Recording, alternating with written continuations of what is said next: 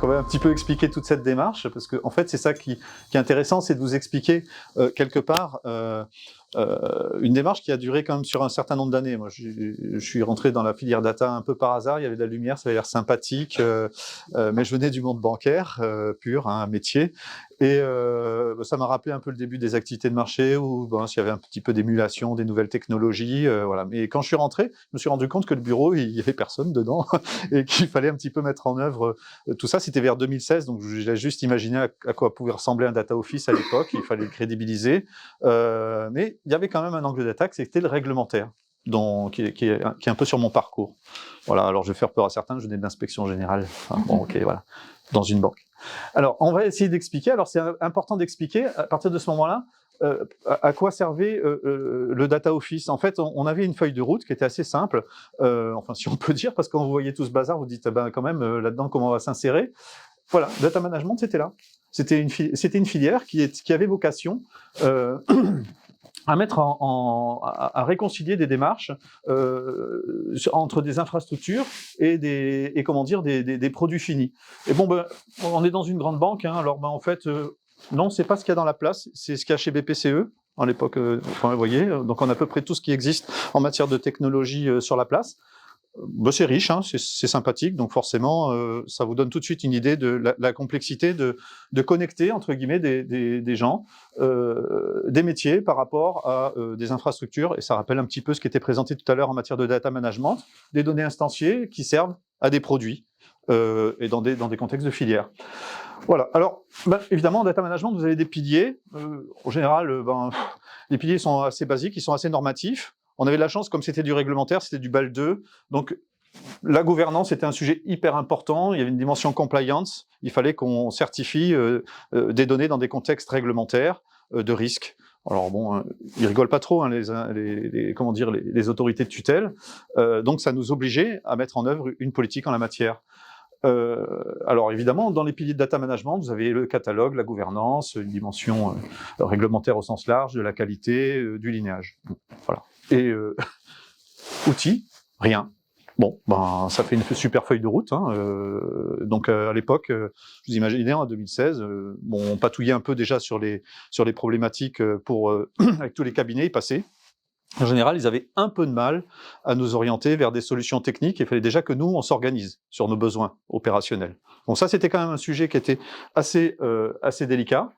Et ça veut dire qu'il fallait qu'on ait une démarche. Une démarche, ça voulait dire qu'il fallait qu'on restitue par rapport aux données une manière d'instancier des données.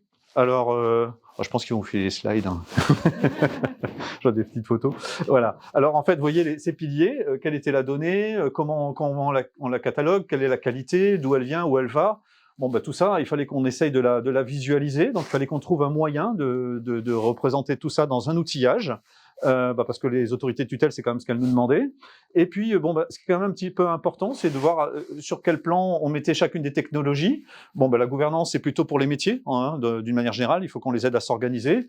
Un glossaire, c'est l'interprétation des données. Tout ça, on l'a découvert aussi au fur et à mesure, parce que quand on vient des métiers, tous ces termes-là, on va dire c'est à ça que servait le data office. C'est à partager cette sémantique et déjà être sûr qu'on partage la même manière de traiter l'information. Alors là, ici, il y a une communauté d'experts.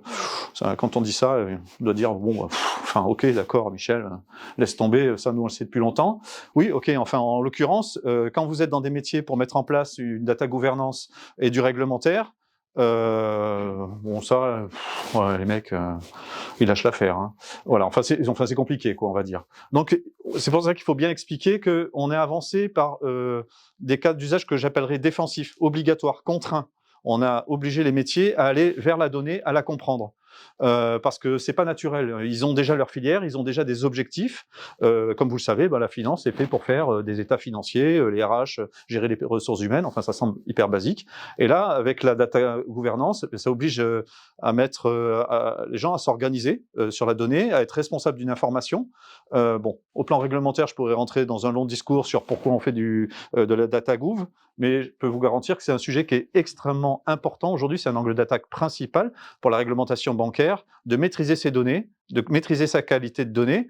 Et le pire cas qu'on ait pu voir dans l'histoire bancaire, c'est par exemple Enron, où ils n'avaient carrément pas de personne pour structurer cette info, c'était fait par des tiers, il n'y a aucune responsabilité. Aujourd'hui, on n'est plus du tout dans ces cas-là, hein. Et on responsabilise les banques dans la manière dont ils sont comment dire, responsables de leurs informations pour prendre des décisions. Et c'est même pénal, hein, c'est-à-dire qu'en fait, les responsables de la banque, là-dessus, ils ont une responsabilité, on leur fait signer, entre guillemets, sur leur sang, c'est pratiquement ça, une charte, où ils disent qu'ils connaissent que l'information sur laquelle ils ont une décision à prendre, elle est tangible et elle est certifiée. Donc, vous voyez un petit peu quel est l'ordre des responsabilités aujourd'hui. Donc voilà, donc une information à laquelle on a confiance, vous voyez pourquoi, hein, parce que là, quand même, les enjeux au plan réglementaire, c'est plus de la rigolade. On responsabilise au plus haut niveau, mais quand on responsable au plus haut niveau, vous comprenez que par capillarité, ça instille une forme d'enjeu, hein, où les gens se sentent un peu mobilisés, quoi. Quand le boss il dit non mais attends là, maintenant je veux savoir sur quoi je travaille, c'est important. Donc un partage d'informations, évidemment, une dimension collaborative, parce qu'on ne fait pas ça tout seul. Alors, oui, bon, en fait, au plan pratique, comment ça marche? En fait, c'est bien de dire tout ça, mais en fait, quelque part, il faut quand même qu'on se base sur du réel, sur un usage. Et c'est là qu'on va rentrer un petit peu dans l'opérationnel. Ça veut dire quoi? Ça veut dire qu'en fait, quels sont nos besoins? En fait, on veut capitaliser des connaissances, on veut partager des définitions, on veut savoir où est localisée la donnée. Ça, c'est vraiment, si vous voulez, au plan pratique, ce qui va servir, au final, pourquoi? Ce qui va fixer les objectifs du data catalogue. Un moyen de classer de l'information qui est certifié et de rétrodocumenter des usages. Alors les usages, on l'a compris, c'est pour qui? Bon, au premier abord, pour une filière qui est plutôt orientée data, hein, parce que en fait, quelque part, il faut que ça soit des gens qui soient avertis. Mais en fait, on voit bien, on a une approche ça nous a donné quelque part nos spécifications techniques. Et vous pouvez à ce moment-là le coller à ce qu'on a vu précédemment, qui est de cet ordre, hein. Comment on remonte cette information dans ces systèmes qui sont extrêmement complexes. Voilà. Donc en fait, si vous voulez, soit vous partez de l'usage et vous redescendez, soit on remonte des informations, voilà, c'est pour faire dans tous les sens, hein. Ça explique un peu les schémas. Voilà, hop. Après, la méthodologie. Alors en matière de méthodologie, quand on est sur du réglementaire, la plupart du temps, en fait, on a une approche qu'on appelle top-down, c'est-à-dire on part du métier qui a un besoin, donc tout à l'heure j'ai présenté l'usage, et on rétro-documente. Alors quand vous faites ça au plan réglementaire, ça peut faire, au début, c'est simple, on prend l'état, puis on regarde le champ, dans l'IHM qui va bien, et on dit c'est cette donnée qui est importante. Et après on va aller, dans le système, c'est là. Et on fait ça dans quoi? Dans Excel. Ah oui, ok, on fait ça, paf, alors. C'était un travail qui a été super lourd à faire, et pour un nombre de données qui était, somme toute, assez limité. Parce que quand vous faites ça, je vous laisse juste imaginer, hein, un tableau de bord, ah ouais, c'est là, ça va dans tel fichier, cheminement. Donc top-down, c'est intéressant, vous rétro-documentez, mais au final, ce qui se passe, c'est que le système qu'on avait n'était pas en lien avec nos systèmes instanciés, enfin avec les données instanciées, la couche d'infrastructure. C'était, entre guillemets, du déclaratif, ce qu'on appelle des données dites déclaratives. En fait, je vous laisse juste imaginer, vous faites ça, puis 6 mois plus tard, il y a une release, hop là, vous jetez tout. Donc certains disaient, oui, c'est l'inspection. Je dis, attendez, c'est pas vrai. Non, moi, quand j'étais inspecteur, j'avais dit ça. Bon, ok. En fait, il a fallu être assez pragmatique et se dire, déjà, on va pas faire toutes les données de la Terre entière, on va en prendre que quelques-unes. Parce que là-dedans, non seulement il fallait avoir les données, mais connaître leur cycle, la qualité, truc de dingue. Mais c'est presque de l'analyse de process. Et on s'est retrouvé face à un moment donné à une sorte de mur. Alors on a fait GDPR, on a fait plein de trucs, je vais pas rentrer dans le détail. C'est vraiment les 4-5 premières années, hein, si vous voulez. On était 85% du réglementaire et 10-15% s'intéressaient vaguement aux besoins des métiers. Hein, voilà. Aujourd'hui, on a un peu renversé, mais au début, c'était ça. Les 4 premières années, il y avait que ça. Et on s'est dit quand même, là, ça va quand même être super lourd. Alors, on essayait de mettre des connecteurs sur les logiciels qu'on avait là. Ça nous coûtait un bras, il fallait les maintenir. Un truc hallucinant. Et, donc c'était assez horrible. Et pour finir, ça commençait à coûter super cher. Parce qu'en fait, les licences qu'on avait sur ces types de logiciels, elles étaient, que ça soit lecture ou administration, c'était le même tarif. Donc on a pris une douille, quoi. Donc là, on a commencé à se poser des questions en disant, il faut qu'on ait une approche qui soit plus automatique, qui soit, comment dire, avec un modèle économique où, quelque part, on puisse démocratiser l'accès à la donnée à plus de monde. Parce que c'est ça notre problème.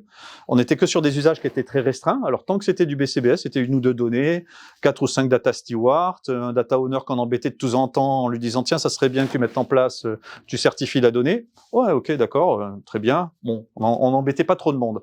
À partir du moment où on a commencé à dire, ouais, mais il faudrait quand même industrialiser la démarche, mettre plus de données, au secours, quoi. Et puis ça serait bien que vous donniez la donnée instanciée parce que les autorités de tutelle, ça les intéresse. Ouh là, ça, la passage au cap, là, ça commençait à nous donner des sueurs froides parce qu'on commençait à voir, je veux dire, le nombre de personnes dont on avait besoin pour aller scanner les données qui vont bien. Là, on a commencé à être un peu stressé. On a été un peu sauvé par la DSI. Il nous a dit, il y a un logiciel qui s'appelle Zinea. Bon, la première fois qu'on l'avait vu, faut vous dire, on a vu l'interface, voilà, je viens des métiers, j'ai vu le truc, j'ai dit, ça, même pas en rêve, quoi. Et donc, en fait, ce qui s'est passé, c'est qu'en fait, on a travaillé aussi un peu avec Zinea, parce qu'on trouvait qu'il fallait que l'accès au logiciel soit aisé pour les métiers. D'où le module Explorer. Maintenant, on se connaît depuis un certain temps, dans lequel on a travaillé un petit peu ensemble pour que ça soit plus facilement accessible aux métiers. Mais en fait, surtout, ce qui nous a beaucoup séduit au bout d'un certain temps, parce qu'ils sont revenus à la charge en disant, regardez le logiciel, en fait, ils nous ont partagé une conviction, les DSI, c'est qu'en fait, le logiciel, il captait un nombre d'informations avec ses connecteurs qui était incroyable. Et il y avait cette capacité à gérer à remonter l'information qui était unique. Voilà, ce qu'on appelle les connecteurs. Bon, après, faut les calibrer, mais c'était très intéressant pour nous parce qu'on a dit, mais oui, mais c'est génial, on prend juste ce qui est important comme information, on la remonte, on la met au métier, et c'est simple. Et surtout, c'est scalable facilement du côté technique. Voilà, la démarche est devenue aujourd'hui, maintenant, on a une approche qui s'appelle bottom-up, c'est-à-dire on reprend des informations de nos systèmes et on a totalement abandonné au-dessus parce que, en termes de modèle, on n'en pouvait plus, quoi. Hein, faut quand même le dire. Voilà. Donc ça, c'est important d'expliquer une démarche qui peut être comprise par les métiers. Et tout à l'heure, parler d'impôts. Oui, parce qu'au final, quand même les métiers là, le boulot, hein, quand ils récupèrent l'information qui remonte, il faut la mettre à jour, hein, c'est pas magique. Hein. Et il faut qu'ils récupèrent ces informations techniques et disent quelles sont celles qui sont intéressantes, qu'ils les définissent, qui disent concrètement quelle est celle qui est utile. Voilà. Et là, ça dépend de la maturité, on va dire, du métier. Hein. Si le métier il a une filière data déjà implémentée, parce que chez nous, en fait, on a une partie qui est centrale et après, dans chacune des filières, on va dire, il y a un représentant de la data. Voilà. Bon, après, comme on a une filière assez solide, ils ont aussi des formations internes. Tout le monde est mis à niveau, on va dire, sur un ensemble de skills. Alors voilà, bon, là c'est un peu la rançon ce qui nous a permis aussi ça c'est Olé qui m'a dit de mettre ça, perso, je maîtrise moyen, enfin, vous comprenez toute cette partie-là, j'oublie, hein, parce que c'est des trucs que je comprends pas très bien en termes au plan technique, il faut quand même, vous voyez, avoir une culture des connecteurs qui est assez large, hein, voyez. Mais en fait, ce qui est important au travers de ce schéma de comprendre, c'est qu'on a fait par environnement technique et par cas d'usage, voyez, et on les a scalés. Au fur et à mesure, on a augmenté les périmètres en prenant un périmètre technique au fur et à mesure par rapport à un usage d'un métier. Voilà. Alors quand un métier nous disait, moi j'ai plutôt cette technologie, comme vous l'avez vu, ils sont capables d'avoir beaucoup d'imagination chez nous. Alors c'est pas de l'imagination, c'est tout simplement qu'on est un immense groupe et vous avez plein de filiales avec leur propre DSI. Et nous, l'objectif, c'est quand même malgré tout que ces usages soient partagés en centrale parce qu'ils ont une valeur au niveau central. Et ben voilà, donc vous avez forcément du cloud où on a des consolidations d'usage, vous avez des métiers qui sont sur Oracle, sur le retail, et puis vous en avez d'autres qui sont sur des solutions, plus un peu moins connues. Et ça nous permet quand même de voir comme ça le passage à l'échelle technique et fonctionnel. Un métier nous pose une question, on va vérifier au plan technique que ça tient la route, qu'on a le connecteur, qu'en matière de sécurité, on a une implémentation qui est correcte, et puis on revient vers eux pour voir s'ils ont un data catalogue et une bonne data gouv des données. On fait un petit aller-retour, on fait un POC et on onboard. C'est magique? Non, enfin c'est un peu plus difficile que ça, mais voilà, en fait aujourd'hui avec le retour d'expérience, c'est notre méthodologie. Alors Vous avez compris, hein, ça, je vous en parle de ça s'étale sur un temps d'environ 8 ans. Hein, donc, c'est facile maintenant de dire « Oh, c'est simple et compagnie ». En fait, on s'est pris pas mal de baffes, hein, faut quand même le savoir, parce que là-dedans, c'est vrai qu'il y a des métiers qui sont venus pour nous demander un data catalogue, parce que ça leur aidait à supporter un projet pour rétrodocumenter une information. Bon, oui, ok, c'est un intérêt. Et c'est pour ça qu'il faut revenir à cette idée d'impôt. Il m'a un peu spoilé, mais c'est vrai, c'est un sujet qui est très important. C'est qu'en fait, il faut s'inscrire dans la durée, dans le data catalogue. Et donc, le principal enjeu qu'on a pour nous, c'est au niveau des métiers d'être sûr qu'ils sont onboardés. Alors, là, si vous voulez, en fait, ça, c'est juste pour dire que le métamodèle, on l'a fait aussi de manière progressive, ce qui nous a permis aussi, on est parti du simple et on est allé par le plus compliqué. Parce que quand on supporte toute cette démarche, ça veut dire qu'on a quand même un modèle qui est capable de supporter des cas d'usage qui sont extrêmement variés, puisqu'on est sur le même métamodèle. Et je voulais reprendre aussi une chose qui est importante pour faire le parallèle avec la partie data management, c'est-à-dire qu'on a un ensemble de critères qui sont d'ordre réglementaire et un peu obligatoire. Et ça permet de structurer l'information. On peut avoir une dimension qualité, et puis après, en effet, un ensemble de paquets qui sont liés à des définitions. Et ça, c'est juste pour dire comment on va décrire de manière, comment dire, en rétrodocumentation, un glossaire. Hein, voilà, ça c'est la partie un peu fonctionnelle qui nous permet de canaliser les besoins de nos métiers. On se repose sur du, vous voyez, réglementaire, de la sécurité, des choses qui sont un peu astreintes, obligatoires. On complète par des dimensions qualité, parce que bon, ben, quand même, quand ils font ça, en général, c'est parce qu'ils ont un souci sur ce sujet. C'est des métadonnées, hein, donc on n'est pas en train de faire des indicateurs. C'est aussi la dimension intéressante du data catalogue, c'est qu'on récupère pas d'informations. C'est pour des questions de confidentialité. L'accès, il est donné, mais voilà, on ségrègue bien les sujets. Et ça, c'est aussi comme ça qu'on a vendu le projet. Hein. On n'accède pas tout de suite à l'info, on accède à l'information sur l'information, mais pas l'information. Évidemment, ce qui est le plus important, là, c'est assez simple parce que c'est contraint. Donc les métiers, ils n'ont pas beaucoup d'efforts à faire. C'est des normes qui sont données par le Data Office. Et le gros effort qu'on va demander aux métiers, c'est en effet au niveau de la description du domaine, de l'entité, des familles, de faire un effort pour nous le structurer. Donc, voyez un petit peu, ça permet de voir comment on encapsule et comment on intègre au fur et à mesure toute cette démarche. Et je sais plus ce que j'ai comme méthode. Oui, je crois que c'est le dernier slide, ça. Voilà. Après, quels sont les facteurs de succès qui sont associés à notre démarche? C'est une sorte de cycle. Hein, alors, ça fait des ronds comme ça, hop, hop, puis ça s'écarte, ça grandit. Alors, j'avais pas compris, mais en fait, on fait du data marketplace sans le savoir. Parce qu'en fait, c'est un peu notre approche, c'est-à-dire qu'en fait, on a fait pour nous, l'appropriation était assez facile dans le logiciel. On a fait des modules qui semblaient assez accessibles, parce que l'interface, bon, en fait, c'est une Google Bar. Bon, après, nous, ça nous impose quand même d'avoir une structuration dans les informations qui est compréhensible par des tiers. Hein. Bon, voilà. D'où le modèle que je vous expliquais, qui doit être simple à la base. En matière de change, 2 sessions de training des administrateurs, ça le fait. Après, on leur autorise pas à faire n'importe quoi dans les données, hein, faut quand même être clair. Après, ce qu'il y a d'intéressant pour nous, c'est quand même qu'on a une filière de data avec des cycles de formation chez BPCE, au sens large, donc ils sont accompagnés, c'est-à-dire ils n'arrivent pas complètement nus devant le logiciel. Hein, ça, c'est peut-être important de le dire. On a une comitologie, mais ça, c'est juste pour faire des retours d'expérience. Bon, ça, c'est normal vous imaginez, un groupe comme le nôtre, on demande des budgets tous les ans. Enfin, voilà, il y a beaucoup d'interlocuteurs. On a une informatique qui est centrale, qui dépend pas complètement de nous, à qui on donne un budget, qui fait le boulot pour nous. Les BPCE, ça veut dire il y a les banques populaires, les caisses d'épargne, il y a Natixis, voilà. Bon, donc il faut tous les mettre d'aplomb, parce qu'on a des retours d'expérience, et donc il faut qu'on ait des comités, qu'on monitore un petit peu ce qu'ils font. Bon, ça demande un peu... Voilà. Mais au final, c'est quoi? On prend des périmètres au fur et à mesure, et on les ajoute.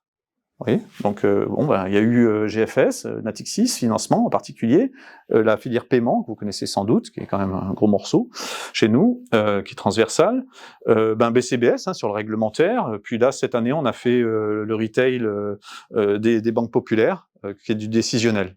Voilà, donc ça s'ajoute au fur et à mesure. Je ne vais pas rentrer dans le détail de l'architecture, mais c'est un peu l'objectif. Et en effet, la fin, c'est d'avoir des lignes de produits qui sont bien rétrodocumentées au service de tout le monde. Alors des fois c'est des cas d'usage, voilà. Donc on est très intéressé pour rétrodocumenter du Power BI. On est en train de faire des tests. Et puis voilà, donc on pense grand, puis on commence petit, puis on escalade facilement. C'est un peu notre notre approche. Voilà, je crois que là j'ai fini là. Voilà. Donc